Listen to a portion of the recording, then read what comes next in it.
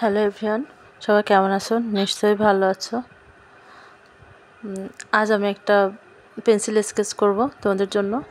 তো এই পেন্সিল স্কেচটা অনেকদিন আগের আমি দিতে চেয়েছিলাম, কিন্তু দেয়া হয়েছিল না, কারণ আমার প্রথম একটু ভিডিও স্কিপ হয়ে গেছিলো। তো আমি খেয়াল করেছিলাম না বলে ভিডিওটা অনেকদিন ধরেই রেখে দিয়েছি, দিব করে দেওয়া হয় না। তো ভাবছিলাম যে আজ দিই। তো নেক্সট কোনো এপিসোড ভিডিওতে আমি ফুল করার চেষ্টা করব। তো তোমরা দেখতেই পাচ্ছ, আমি এটা অবশ্যই একজন আর্টিস্ট জয়নুল আবেদিন আর কি, ওনাকে আমি আঁকার চেষ্টা করছিলাম খুব ছোটো হাতে আর কি। তো এই জয়নুল আবেদিনটা একটা বইয়ের পাতাতে ছিল, কভার ফটো ছিল, তো সেটা দেখে আর কি করা হয়েছিল।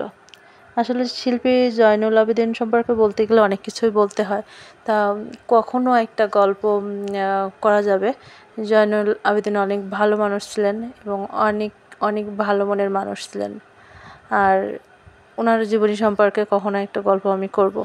তবে আর একদিন সম্পূর্ণ যখন ছবি আমি আঁকবো তখন ওনার সম্পর্কে বলবো। তো আমার শুধুমাত্র চোখটা দিতে যখন বাকি ছিল তখন আর কি ভিডিওটা আমি বুঝতে পেরেছিলাম।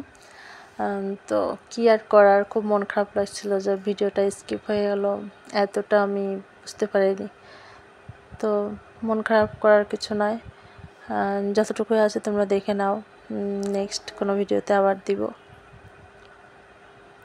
আসলে একটা কভার ফটো ছিল, খুবই হালকা কালারের উপরে, তো আমি পেন্সিল স্কেচ করছিলাম। এটা বেশ অনেক দিন হয়ে গেছে, তো এই ধরনের স্কেচগুলো করতে একটু সময় লাগে, তো করা হয় না। ভাবছি যে কোনো এক সময় দিব। আসলে একটা মানুষের চেহারা ঠিকঠাকভাবে ফুটে ওঠানোর জন্য অনেকটা সাধনার ব্যাপার। তো আমার ছোট্ট প্রচেষ্টা কেমন হয়েছে, যদিও এটা অনেক দিনের আগের, তো তোমরা জানিও। আর আমার শুধুমাত্র চোখটা দেয়াই বাকি ছিল। যে কোনো আঁকাআঁকির আমি লাস্টে চোখ সবসময় দিয়ে থাকি, তো এবারও তার ব্যতিক্রম নয়। আমি লাস্টে আর কি চোখটা দিয়েছিলাম, তো ভাবলাম যে যেহেতু একটু বাকি আছে তো দেয়াই যায়।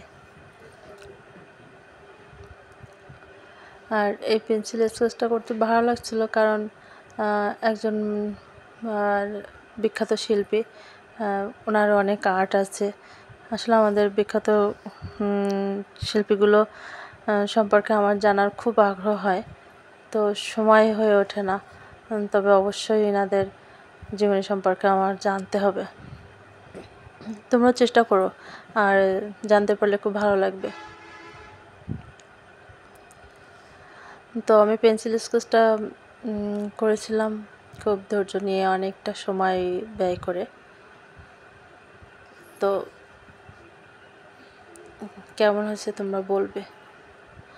আর এই পেন্সিল স্কেচের কিছু কিছু জায়গাতে আমি একটু খুব ধীরেই রেখেছি ভিডিওটা, এই জন্য আর কি তোমরা অবশ্যই বিরক্তিবোধ করো না। নেক্সট কোনো এপিসোডে এভাবে না অন্যভাবে দিব।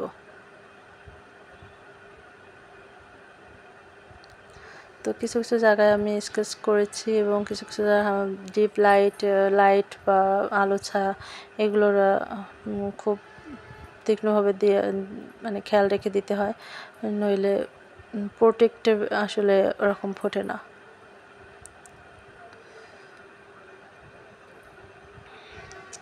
তো এটা আমি একটা কার্টিস পেপারের উপরেই করেছিলাম প্রথম ভিডিও করার সময়।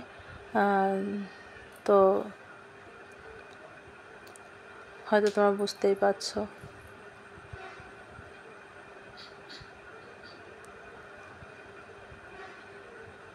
কিছু কিছু কাজ করতে যে আমি একটু থেমেও যাচ্ছিলাম এই আর কি। আর যে কোনো কাজ খুব ধীরে সুস্থে আস্তেই করতে হয়, নাহলে কাজটা ভালো হয় না। যত ধৈর্য নিয়ে আমরা কাজ করব ততটাই ভালো হবে আর কি। তবে এই কাজটা আমি আবারও করব পেন্সিল কালার দিয়ে, thank you for watching, tata.